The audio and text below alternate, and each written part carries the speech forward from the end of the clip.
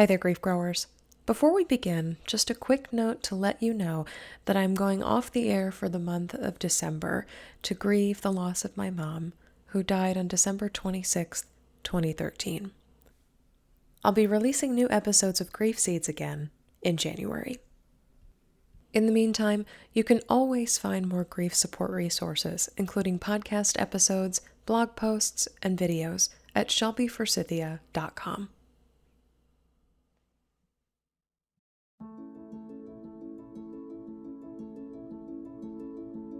Hello and welcome to Grief Seeds, a podcast where you'll find insights, reframings, metaphors, and visualizations, all known as grief seeds, to help you cultivate growth and healing in your life after loss.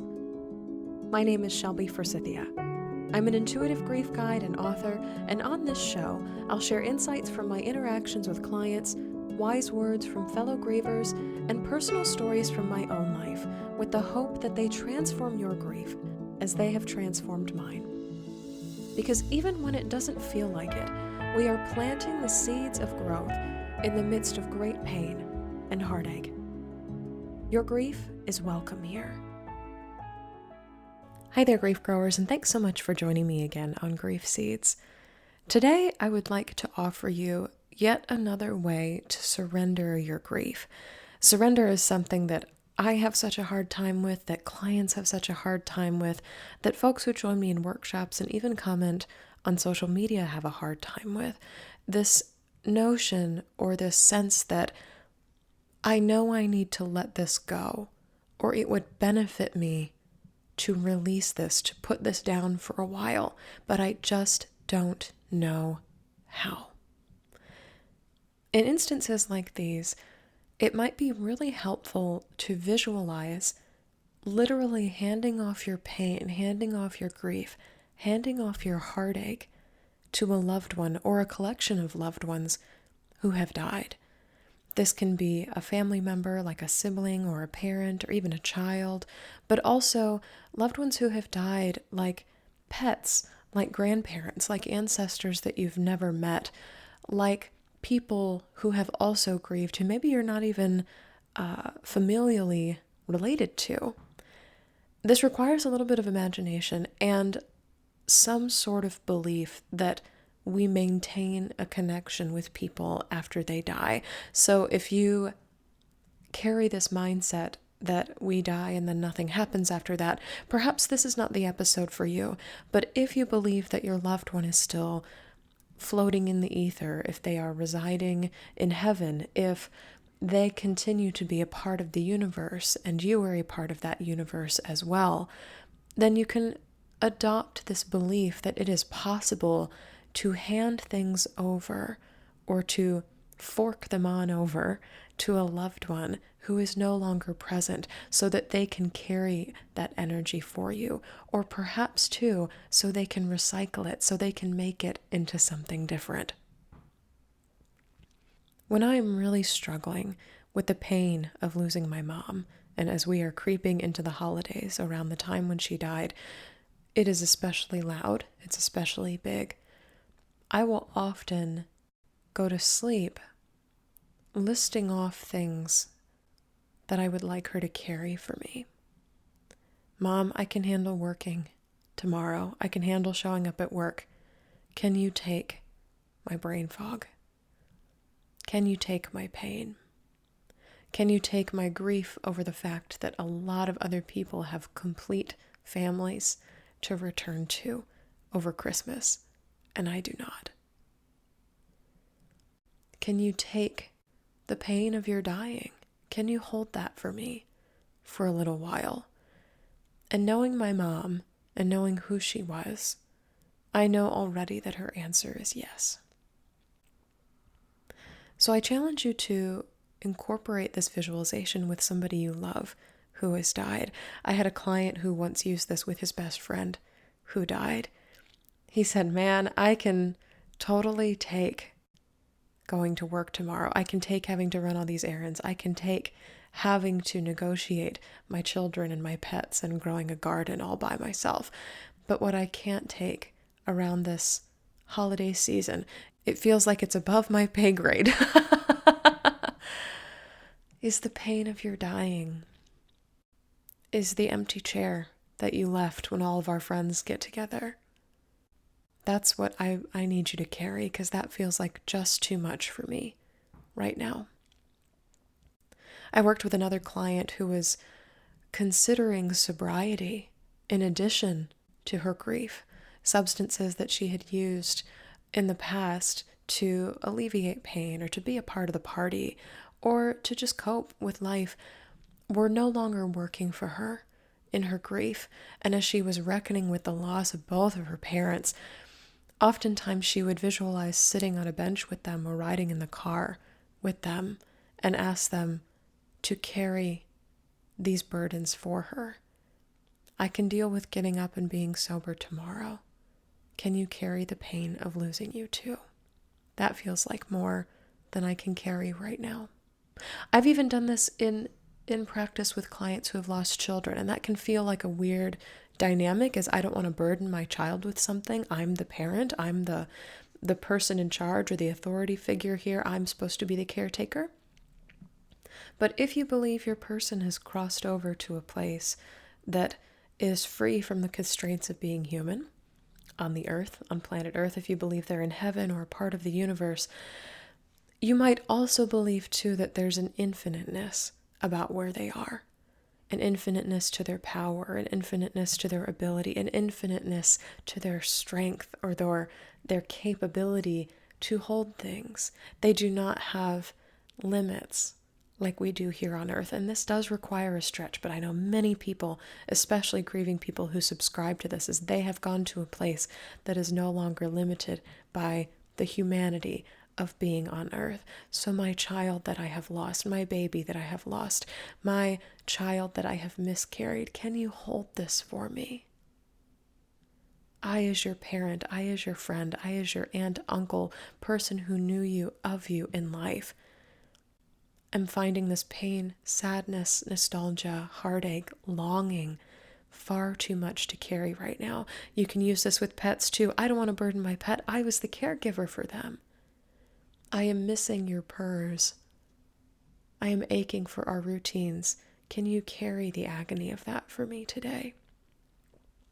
And if you've met a dog, a cat, a bird, a horse, a pig, a rat, who loved your presence and loved you, you know without a shadow of a doubt their answer is yes, I will hold that for you today. I think so often in life we have this conception, sometimes this misconception, that we must do everything on behalf of our person or our pet who died. But we fail to realize sometimes too that connection can go both ways.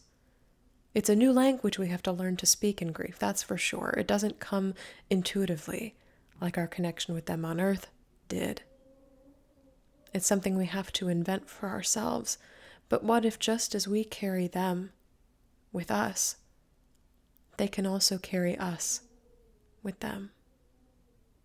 And we are allowed, we have permission to set things that are hard or weird or uncertain or scary or heavy down at their feet and say, this is more than I can carry as a human on the earth today. You, wherever you are, in all of your infinite ability and strength and wisdom and power, insert your own here. Can you carry this for me today? Can I make this something that you can do for me? Can I ask that you still support me in these ways, even though you're not here on the earth? And even grief growers, if it doesn't feel like you get any relief in the moment when you say these things, you're like, I'm just saying words. I'm asking my mom to carry this. Who knows if she actually is? See if it lightens the burden on your heart or your mind.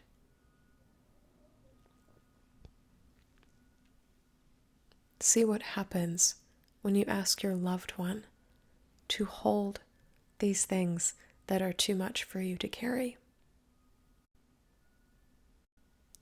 If you're looking for a visualization on this, something that I love to use is walking down a hallway with my person, with my mom in particular this time of year. I am loaded down with a heavy backpack and pockets full of items and an armful, a heapful, a mountain of books and files and everything sliding around, and I'm trying to keep my grip, but I know I have to make it to the end of the hallway, and I don't know if I can. And my mom's walking next to me, because she always is. And I pause and I look at her, and I say, can you take 3 or 4 of these books? Can I take some of these things out of my pocket and put them in yours? Can you wear the backpack for a while? I know you're coming to this place with me. Can you help me get there by carrying some of it? Because I can't put it down. I can't leave it back there. I can't just drop it all on the floor and keep going. It has to come with. This pain, this grief, this heartache, it is along for the ride. But can you take it from me just for a little while so that I can have some relief in this space? I invite you to take a deep breath in with me here. And out.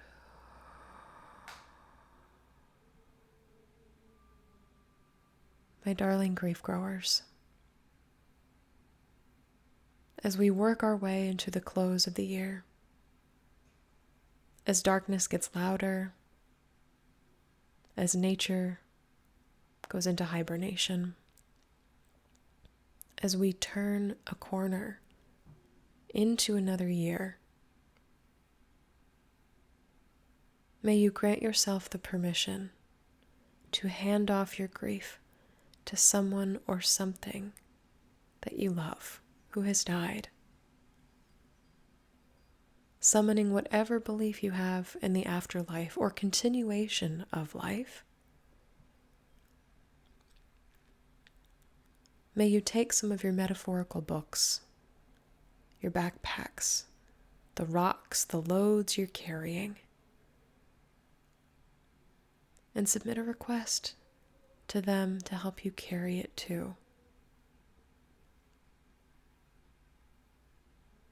Doing so can remind you that you are not alone in this place, even energetically.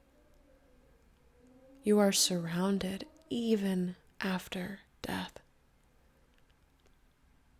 by beings, by creatures, by ancestors, by souls that are eager to and desire to assist you.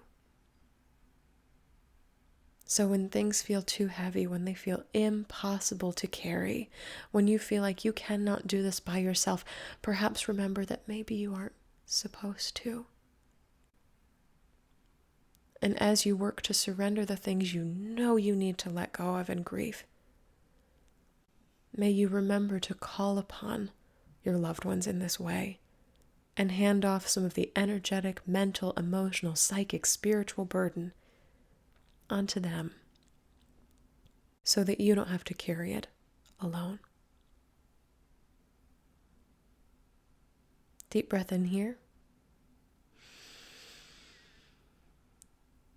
and out. I am wishing you so much love. Thank you so much for joining me on Grief Seeds.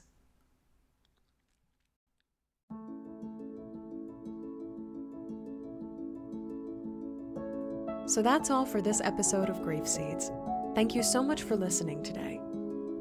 You can find additional grief support at shelbyforsythia.com or by following me on social media at shelbyforsythia on Facebook and Instagram.